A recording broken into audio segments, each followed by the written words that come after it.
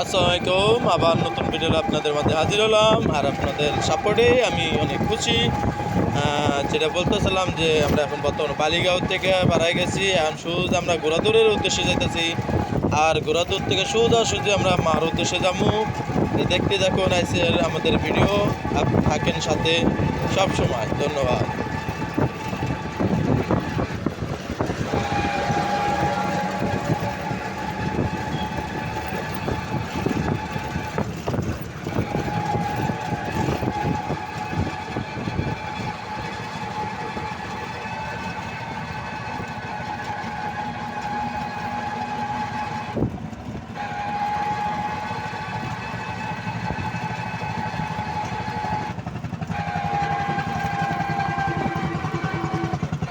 সত্যতা বলতে যে আমার গাড়িটা আমি টানতেছি না, আমার গাড়িতে চার্জ খুবই কম আছে।